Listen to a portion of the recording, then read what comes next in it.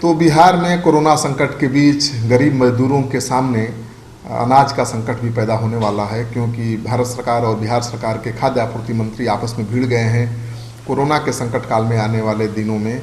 इसी वजह से खाद्यान्न का संकट उत्पन्न होने की आशंका जताई जा रही है।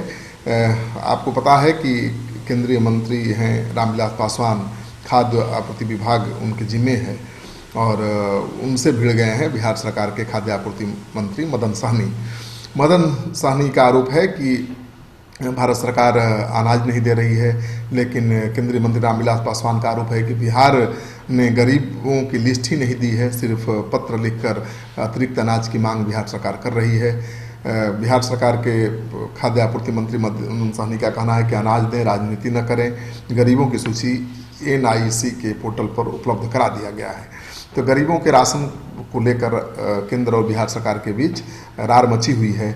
गरीबों के राशन पर केंद्र और बिहार सरकार आमने सामने है।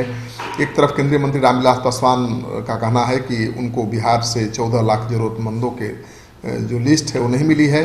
जरूरतमंद लाभार्थियों की सूची उनके विभाग को प्राप्त ही नहीं हुआ है, उन्हें सिर्फ एक पत्र मिला है जिसे बताया गया है कि गरीबों की सूची NIC को भेज दी गई है।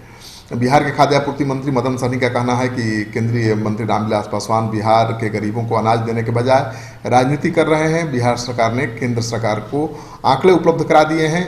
गरीबों की सूची NIC के पोर्टल पर राशन कार्डधारियों की सूची उपलब्ध करा दी गई है।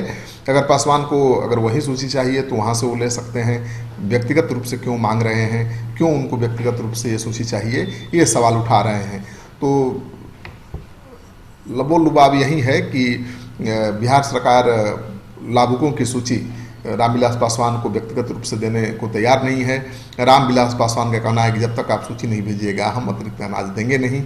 और ऐसे में बिहार में गरीबों के सामने अनाज के लाले पड़ सकते हैं आने वाले दिनों में, क्योंकि रामविलास पासवान तो यहाँ तक कह रहे हैं कि राज्य सरकार के मंत्री से उन्होंने खुद बात की थी और कहा था कि ऐसे 14 लाख जरूरतमंदों की सूची उन्हें सौंपी जाए जिन्हें पिछले 5 साल से भारत सरकार की इस योजना का लाभ नहीं मिल पा रहा है। इनका नाम अपडेटेड सूची में शामिल नहीं किया गया है। सवाल ये उठता है कि बिहार सरकार क्यों नहीं वो सूची उपलब्ध करा देती है, आखिर बिहार सरकार नियमों का पालन क्यों नहीं करती है, ऐसा सवाल रामविलास पासवान उठा रहे हैं। और केंद्र सरकार इस समय 81 करोड़ लोगों को राशन दे रही है, तो बिहार के वंचितों को राशन देने में उसे क्या परेशानी हो सकती है, पासवान की ये दलील है।